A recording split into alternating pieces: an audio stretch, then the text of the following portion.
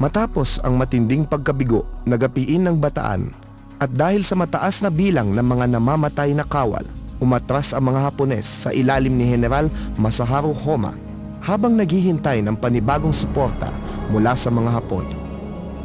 Samantala, hawak na ng Hapones ang halos buong Timog Silangang Asya, maliban sa Bataan at Corregidor. Ayon kay Winston Churchill, punong ministro ng Gran Britanya, ang kawal Pilipino ay the best warrior in the world. The propaganda then was that President Roosevelt is sending a long convoy of reinforcements. So just keep on holding, Bataan. Keep on holding. Ngunit lingid sa kaalaman ng mga tagapagtanggol ng Bataan, nagpasya na pala si Pangulong Franklin Delano Roosevelt na hindi kayang mag-focus sa dalawang teatro ng digmaan sa Atlantiko at Pasipiko ang mga Amerikano. Nagtakda na kailangang unahing magapi ang pinakamasamang kalaban.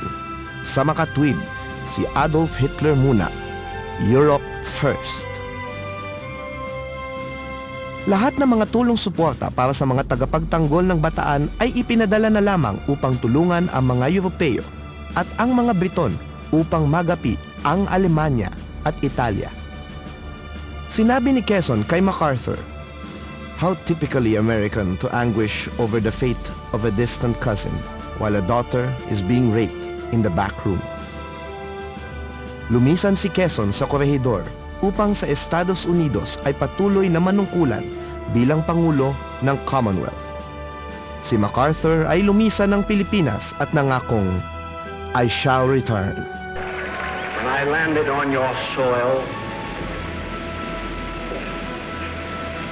I said to the people of the Philippines whence I came, I shall return.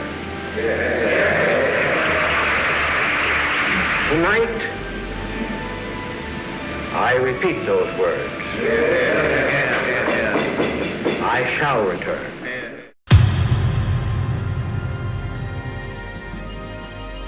Nagpanibagong lakas ang mga Hapones at muling nilusob ang Bataan. Dahil sa gutom at sakit, madaling nagapi ang mga tagapagtanggol. 3 ng Abril 1942, nakuha ang Bundok Samat. 9 ng Abril 1942, narinig ang broadcast ng Voice of Freedom na binasa ni Norman Reyes at sinulat ni Salvador P. Lopez. Bataan has fallen, but the spirit that made it stand, a beacon to all liberty-loving peoples of the world, cannot fail. Kung hindi raw susuko ang mga pinunong Amerikano, lalaban ng mga Pilipino hanggang kamatayan.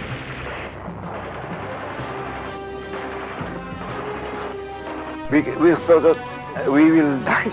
Yung malalaking bato doon sa babaw ng Mount Samat, hinuhukay namin sa lalim na yung ganun. Para ikuha namin sa mga punugay, wala na kami mga balay. Marami sa amin ang haluha. Nung marinig namin yung broadcast na yan, ano magagawa namin? Talagang ganyan. Kay sarap mabuhay. Tinipon ng mga natitirang 60 hanggang 70,000 mga kawal Pilipino at 11,000 mga Amerikano at sa kabila ng mga pangakong magandang pagtrato ay pinalakad ng 120 kilometro mula Mariveles, Bataan patungong San Fernando, Pampanga. Isinakay sa masisikip at mababahong tren patungong Capas, Tarlac at muling pinalakad ng 13 kilometro patungong Campo O'Donnell. Ito ang tinawag na Death March. Sa kabila ng walang awang pagpatay ng mga Hapones sa mga sundalong tumatakas o nagpapabagal sa posisyon, ang mga bayaning sibilyan ay patagong nagpamigay ng tubig, pagkain at nagpatakas pa sa kabila ng panganib ng kamatayan. It was early, you know. It was summer, April. Ang init. Ang buhay para doon. Anak na rin. Hopeless. Because in our barracks where we were assigned, we were about 200. In a barracks that can accommodate only about 100. So, it was terrible. Ang kumapit sa aking sakit, malaria at beriberi. Yan, at nagkaroon pa ng yung mga kuto ng manok sa katawan namin. Paggising mo sa umaga, madilim pa. Nababanagan mo yung napakahabang convoy. Pasan-pasan yung mga patay. Pag madilim na lumulubog ng araw, mahaba pa rin. Tansyahin nyo. May tagumpay pa rin na natamo ang mga tagapagtanggol ng Bataan. The end of formal resistance, however, saw the birth of a strong nationwide guerrilla resistance against the Japanese, a struggle for freedom which sustained the ideals of Filipinos throughout their colonial history. The heroic struggle brought out the best in the Filipino character in the face of adversity and served as a beacon to freedom-loving peoples everywhere. Ricardo Trota Jose. Matapos ang isang matagumpay na pagsalakay, sa kabila ng halos isang buwan na pakikipaglaban, ang isla ng Corregidor ay bumagsak sa mga Hapones.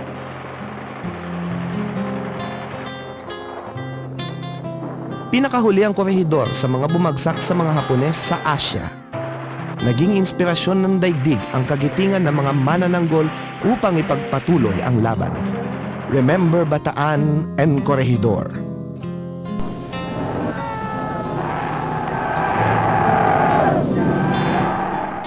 Sa kabila ng kabiguan, may tagumpay na pamana ang Corregidor sa kasaysayan ng digmaang Pasipiko.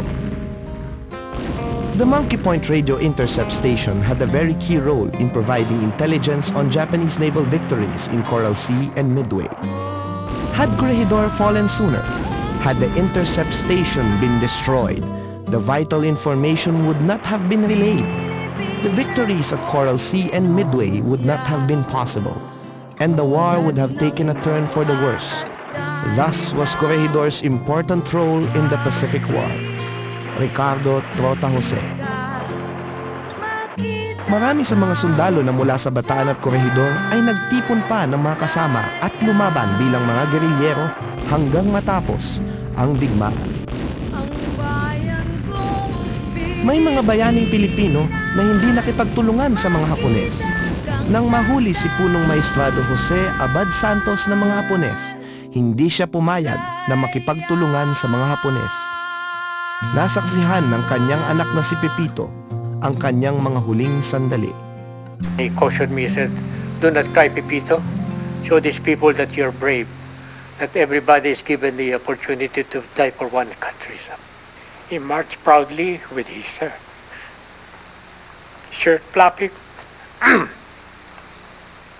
And then after that, I went up to the house and I took my prayer book and read the prayer for the dead. And after a few minutes, I heard a volley of shots and I knew that my father was gone. May mga bayani rin na sinasabing nakipagtulungan sa mga Hapones, itinuring na puppet, subalit maraming nailigtas na buhay.